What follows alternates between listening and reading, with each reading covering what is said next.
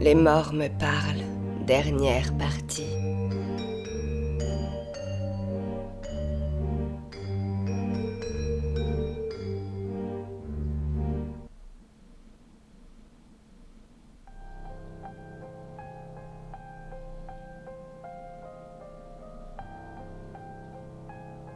J'étais prise au piège, anéantie. Les secondes semblaient être des heures, et les heures étaient sombres. Je tournais en rond dans cette pièce close et sinistre. Chaque pas se ressemblait. Mayline avait fini par sortir du placard. Elle resta face à moi, immobile, comme si elle attendait quelque chose. Puis lentement, elle se détourna. Elle s'agenouilla vers le matelas et glissa sa main dessous. Mon regard suivit chacun de ses gestes. Elle en sortit une liasse de feuilles, froissées, jaunies. Elle hésita, puis me l'étendit. Je les faisais pour elle. Je pris les dessins avec précaution. Des traits d'enfants, des maisons, des silhouettes. Toujours deux petites filles, main dans la main. Mon corps se figea.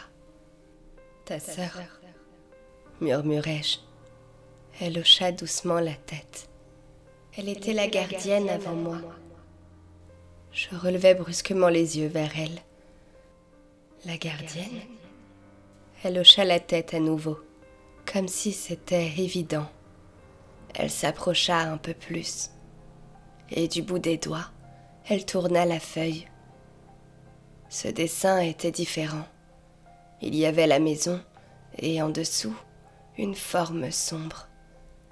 Une enfant entourée de plusieurs silhouettes, grandes, déformées, avec des têtes de chiens.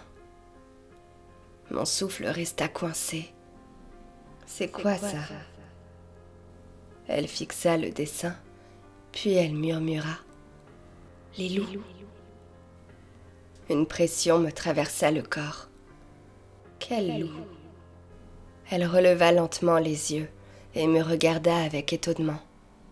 Ceux qui viennent la nuit. Ma gorge se serra. Et ta sœur ? Elle baissa les yeux. Ses doigts se refermèrent sur le papier. Elle restait pour qu'il ne monte pas. Ne monte pas où ? Elle leva lentement la main et pointa le plafond. Là-haut. Mon cœur rata un battement. Tes parents ? Elle secoua la tête. Non, eux, ils dorment. Elle serra un peu plus le dessin. J'étais attentive à chacune de ses phrases saccadées, sentant mon cœur accélérer à chaque nouvelle information. Sa voix vacilla légèrement. Avant, c'était elle qui était là. Je venais la voir, on jouait. Je lui racontais ce que je faisais là-haut. Elle disait qu'elle en avait marre des loups. Elle disait qu'ils faisaient mal.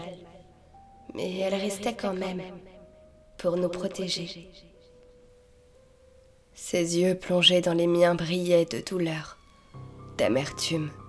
Elle marqua une pause pour essuyer ses larmes, puis presque fièrement, elle me dit « Mais comme elle n'est plus là, maintenant c'est moi la gardienne. » Tu sais, ta sœur a été retrouvée.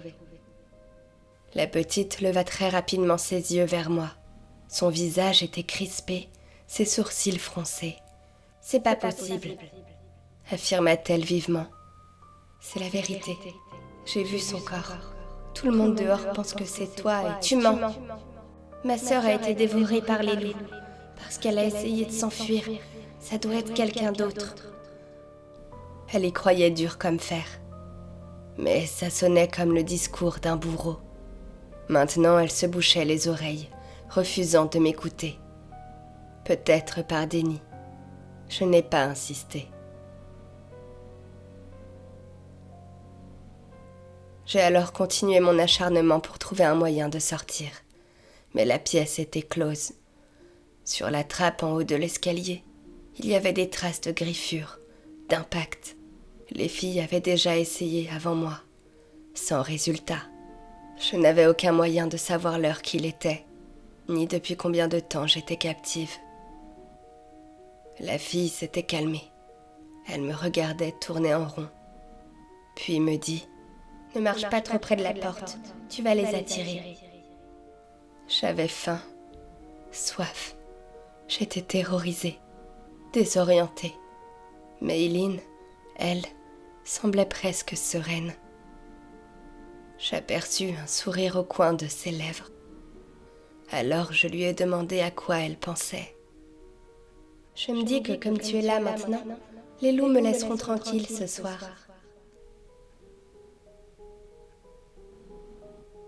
Plus tard, Eileen s'était assoupie. Le silence de la pièce était diabolique, me forçant à imaginer les pires scénarios.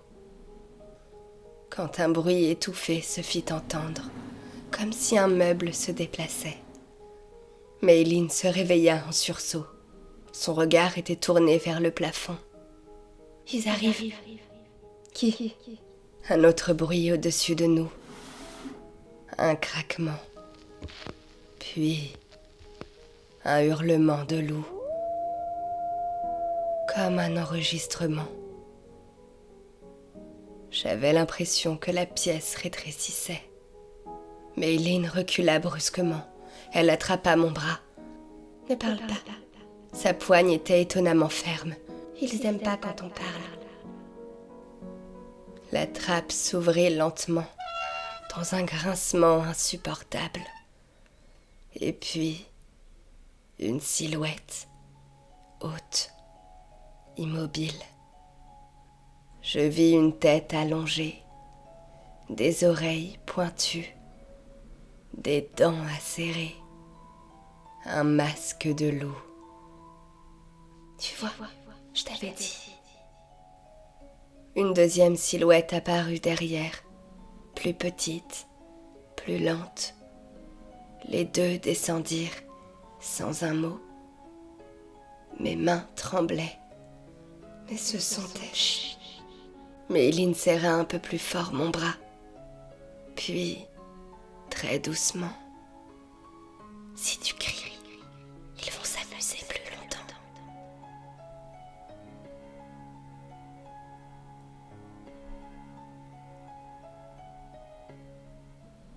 Le silence revint, comme si rien ne s'était passé.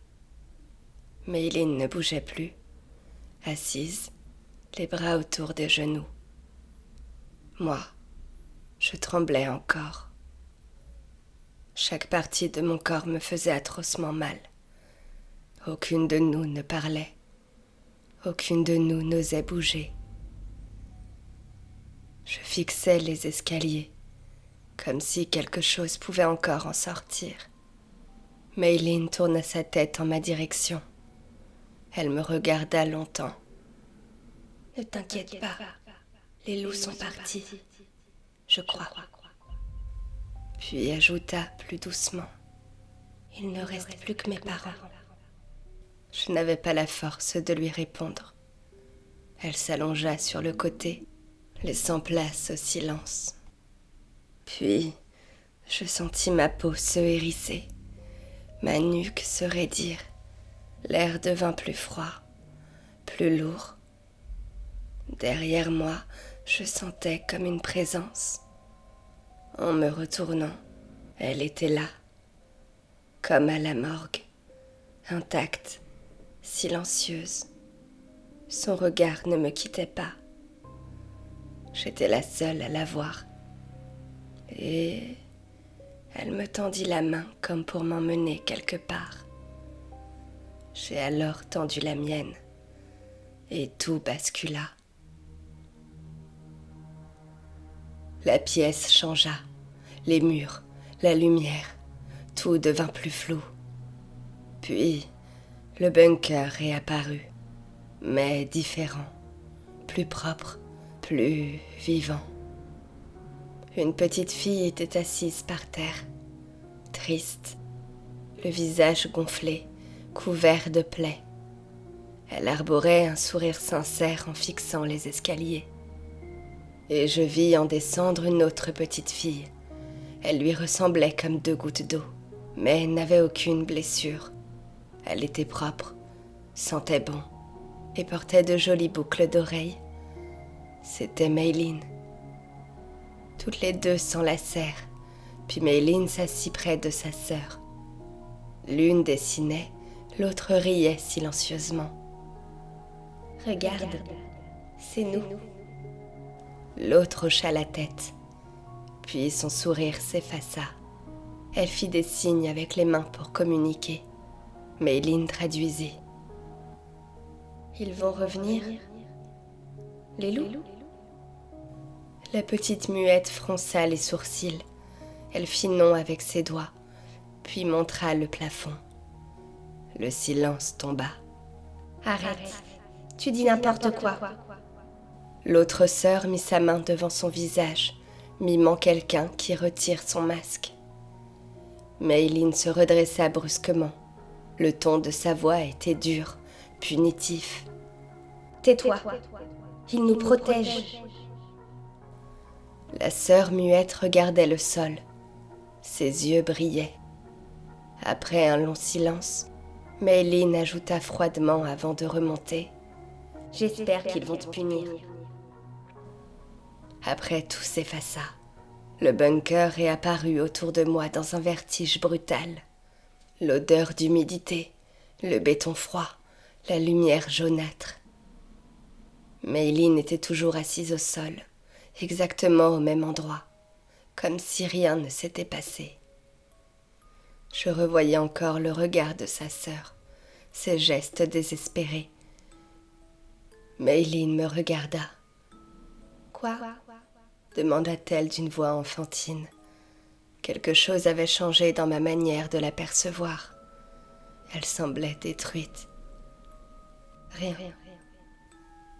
Elle continuait de me fixer, longtemps. Puis son regard descendit lentement vers mes poignets, contemplant les marques rouges laissées par les chaînes d'acier. Elle pencha légèrement la tête. « Il faut éviter de faire ça. » « Faire quoi ?»« Te débattre. » Je ne répondis rien. Elle parlait calmement, comme si elle me donnait un conseil banal. Puis ajouta : « Plus on résiste, plus ils font mal. » Elle disait ça sans émotion, sans colère, comme une règle apprise par cœur. Mayline détourna les yeux et replia doucement ses jambes contre elle. Ma sœur ne criait jamais. Elle ne pouvait pas. Un silence écrasant tomba entre nous. Elle releva les yeux vers moi. « Tu devrais faire pareil. » Mon estomac se serra. Elle me regardait avec douceur, presque avec bienveillance. Elle s'approcha un peu plus de moi, très près. Elle tenait un vêtement dans ses mains, puis le tapota délicatement sur l'une de mes plaies. Avant, c'était moi qui la soignais. Sa voix avait quelque chose de nostalgique. Au début, elle pleurait beaucoup. Après, elle s'est habituée. Toi aussi, tu vas t'habituer. Elle sourit doucement. Comme ça, je serai moins seule. Je sentais les battements de mon cœur s'acharner contre ma poitrine. Elle resta un moment silencieuse après sa phrase, comme si elle savourait simplement le fait d'avoir une compagnie. Quand soudain, un bruit résonna au-dessus de nous, un tintement léger. Elle releva immédiatement la tête, son dos se redressa, ses yeux s'illuminèrent. Elle se leva précipitamment, puis se tourna vers moi avec une nervosité étrange. « Il faut que je t'attache. » Je reculai instinctivement. « Quoi ? Vite !» Sa voix était basse, pressée. Elle attrapa les chaînes sans attendre. « S'il te plaît !» dit-elle d'une voix sincère qui me glaça encore plus que le reste. Ses gestes étaient maladroits, mais habitués, comme ceux de quelqu'un qui avait vu cet acte des centaines de fois. Elle évitait mon regard. Mes poignets tremblaient quand le métal se referma. « C'est mon moment de monter. Toi, t'as pas encore le droit. » Un craquement au-dessus de nous. Elle leva les yeux instantanément, comme un animal qui répond à un ordre. Puis elle se retourna vers moi avec un petit sourire fragile. « Je te ramènerai quelque chose à manger. » Après ça, elle disparut.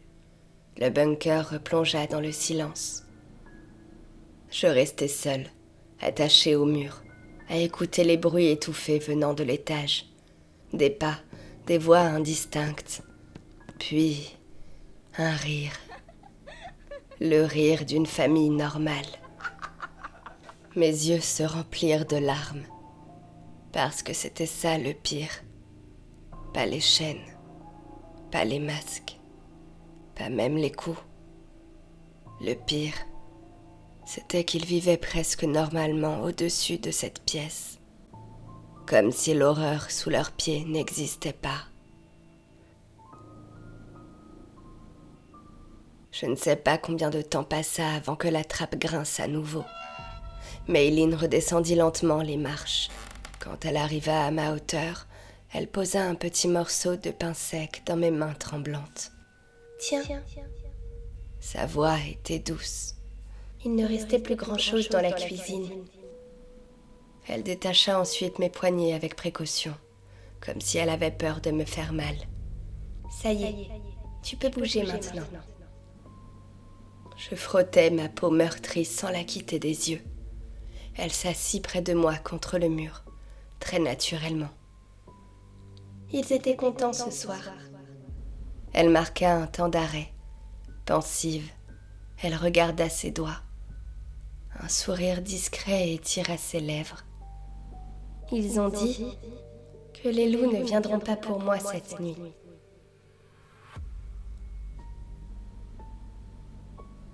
Les jours passaient et se répétaient de la même manière. Les nuits de Maylin étaient de plus en plus paisibles. Quant à moi, je sentais mon corps de moins en moins. Une nuit, alors qu'elle dormait, un froid m'a traversée. Pas un simple frisson, quelque chose de familier. Je me suis figée. Le fantôme était là, au fond de la pièce, silencieuse, immobile. Elle s'approcha de Maylin et tendit la main vers son visage. Ses doigts passèrent à travers sa peau. Même après tout ça, elle voulait encore la protéger. J'observais chacun de ses mouvements sans respirer. Puis elle tourna lentement la tête vers moi, me fit signe de la suivre. Je montais les marches derrière elle, le souffle court à chaque grincement. En haut, elle s'arrêta devant la trappe. Elle montra simplement le loquet, mal fixé, presque ouvert. Je restais immobile. Le passage était là, si simple, si proche. En quelques coups seulement, il pouvait céder. Et puis, j'ai entendu le silence de la maison. Pas un bruit, pas un souffle. Au moindre coup, ils allaient entendre. Ils allaient me rattraper. Ils allaient me punir. Cette pensée me glaça, parce qu'elle ne ressemblait plus à mes pensées. Elle ressemblait aux siennes. Mon corps recula avant même que je décide, un pas après l'autre. Non, pas cette nuit. Le fantôme me fixa longuement. Puis elle disparut. Je n'ai pas fermé l'œil cette nuit-là. J'attendais avec impatience le lendemain, attentive à chaque bruit de la maison. Quand enfin, des pas, une porte qui claque et une voiture qui démarre. Ils étaient sortis. Je fixais la trappe. Ce loquet mal fermé m'obsédait. Je me précipita dessus, cognant tout mon poids contre la trappe. Elle allait céder. J'entendis la voix de Maylin derrière moi. Elle me criait d'arrêter, me tirant par les épaules. Mais c'était maintenant ou jamais. Si on s'en va, il n'y aura plus personne pour les protéger. Je compris à cet instant. Ce n'était pas une peur. C'était une prison. Une prison si profonde qu'elle ne voyait même plus les barreaux. Je serrai les dents et frappai à nouveau contre la trappe. Puis, le loquet céda enfin. La trappe s'ouvrit à moitié. Je voyais le couloir, la lumière, la porte à quelques mètres. Il y avait une autre serrure de l'autre côté, mais je n'arrivais pas à passer mon bras pour l'atteindre. Mayline, elle, le pouvait. Je me tournai vers elle et lui tendis la main. Elle la regarda longtemps, puis elle murmura. Et après? Elle ne demandait pas ce qu'il y avait dehors. Elle demandait ce qu'elle était censée devenir sans eux. Après, tu seras libre. Son regard était vide. Mayline, ils t'ont enfermée ici. Tu comprends? Elle cligna des yeux, comme si mes dires n'avaient pas de sens. Si tu m'aides, je te protégerai. Ma voix tremblait. Comme une sœur. Elle hésita longtemps. Puis j'entendis un bruit de moteur s'approcher. Il revenait déjà. La sortie, l'air, l'extérieur, tout était pourtant si proche. Elle fit un pas devant moi. Sa main passa dans l'ouverture. La trappe s'ouvrit. On avait réussi. Elle mit un pied dans le couloir. À ce moment-là, le froid est arrivé. Il était différent, plus silencieux. Le fantôme était là, juste à côté d'elle. Elle la regardait avec une tristesse infinie et un sourire à peine visible. Pas un sourire heureux, un sourire de compassion. Comme si elle savait déjà ce que Mayline allait choisir. Je montais la dernière marche. Ma main toucha la trappe. Mayline se tourna vers moi, les yeux couverts de larmes. Je ne peux pas les laisser sans gardienne. Le bois se referma. Le bruit résonna. Puis, le néant.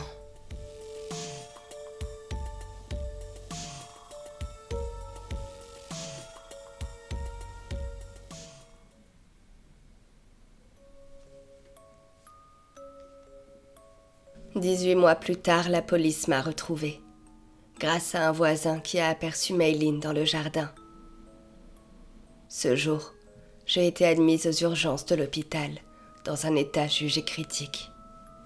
Il a fallu plusieurs jours pour m'identifier. Je ne pouvais ni parler, ni bouger. Ma peau recouvrait mes os comme un voile. Les multiples blessures sur mon corps avaient provoqué des escarres. Les brûlures avaient collé les vêtements à ma peau. Les médecins mirent des heures à en extraire les morceaux. Le frottement des chaînes avait ouvert mes poignets jusqu'à l'os. Je ne supportais plus qu'on me touche. Les années ont passé. Je suis encore en rééducation. Plus jamais je ne pourrai marcher comme avant, ni parler correctement. J'ai raconté tout ce qui m'était arrivé, une seule fois, puis ne l'ai plus jamais évoqué. Mais souvent, ils apparaissent dans mes cauchemars. Je vois Mayline m'apporter de l'eau. Je la vois nettoyer mes plaies avec un tissu sale. Je vois les loups, les chênes, le sang. Pourtant, à la télévision, les gens continuaient d'envoyer des lettres à mes bourreaux, comme si l'histoire leur appartenait, comme si nous n'existions pas. Ils ont été condamnés, lui à perpétuité, et la mère a reçu une peine plus courte. Puis récemment, à la maison de repos, j'ai reçu une visite inattendue. C'était Mayline. Quand je l'ai vue, mon corps s'est mis à trembler. Elle avait grandi, mais c'était toujours elle. Elle était assise devant moi. Ses yeux brillaient. Mon regard ne la lâchait pas. Mes mains étaient crispées sur les rebords de mon fauteuil. J'avais peur. Peur qu'elle me montre un dessin. Peur qu'elle me tapote l'épaule. Mais elle ne disait rien. Elle me regardait avec beaucoup de peine. Elle a tendu sa main vers moi. J'ai reculé instinctivement. Elle a arrêté et s'est excusée. Elle m'a dit que grâce à moi, elle savait ce qu'était la liberté. Je n'ai pas répondu. Je n'ai plus de liberté. Une larme a glissé sur ma joue. Quand elle est partie, j'ai senti un vent caresser ma peau. Un froid que je connaissais d'antan. C'était elle, sa sœur, son fantôme. Elle me regarda en souriant, puis posa sa main sur son cœur. Et lentement, le froid a disparu avec elle.